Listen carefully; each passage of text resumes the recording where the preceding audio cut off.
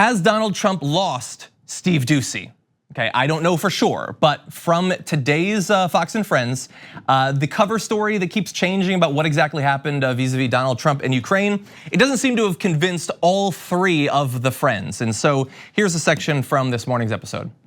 I have no problem with the timing. To me, the timing makes total sense. Before I meet with the new president, who's been a comedian, and he comes out of nowhere, I'd like to know that before you get your $400 million, you're going to do a few things, and I want to pressure our allies in the interim, Mr. OMB director and chief of staff, to pony up some money. After all, Russia's more of a threat to Western Europe than they are to the United States. But it's like saying, Brian or Steve, you're going to lose your job because of a conversation that someone says you promised someone, but we don't know what you said. We don't know what the conversation was. It's ridiculous. They're putting their feet in front of, too far ahead of what, we need to just breathe. We need to take a step back. We need to maybe read this transcript, find out what was said, and then decide on impeachment. They're meeting today at 4 o'clock to talk about impeachment. Right, because if the president said, I'll give you the money, but you got to investigate Joe Biden, that is really off the rails wrong. Right. But if it's something else, it would be nice to know what it is. Mark Levin says right now, at this point,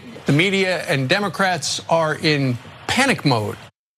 Yes, because he's a hack. The idea that Donald Trump might have used the influence of the most powerful single political office in the world to influence a foreign country to investigate a political rival. I'm in a panic over it. That's what's going on. But yeah, it's state TV. What do you expect at this point? So I want to run through all three of them really quick. Snap, crackle, and pop. So first you have Kilmeade. Of course they're going to want someone to do a few things.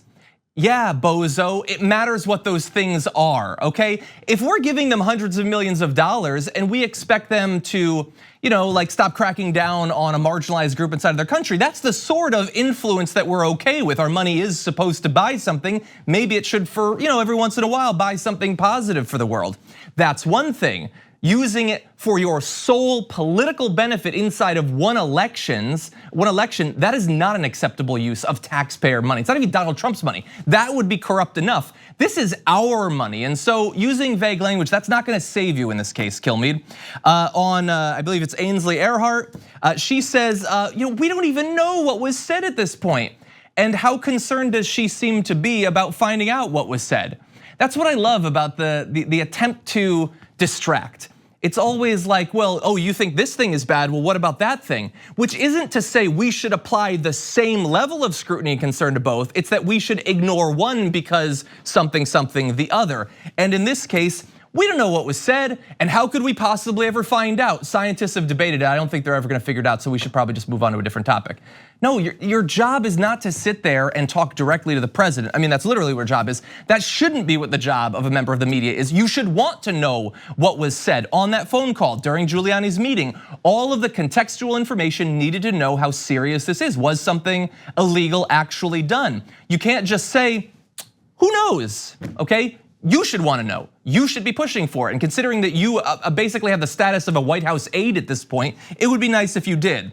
And Doocy there said, if he did actually do a quid pro quo, that would be really bad. He used different wording, but that's what he said. And so that's about as critical as Fox and Friends ever gets to the president, especially considering the president's definitely watching at that time. Now, let's not jump ahead of ourselves on the Doocy thing, because Doocy is also attempting to set expectations there. He's saying, if he did a quid pro quo, I'll give you the money if you do this.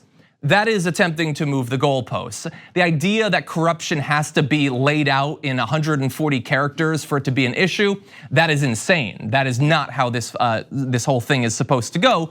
We're concerned if influence was used to attain corrupt ends. That's what we want to know. We don't want to know if it was in like a haiku form. We don't care about the format or how quick it was. We care about whether it was actually done, and hopefully we will find out about that. And bear in mind, again, they have already admitted it since this story came out a few days ago.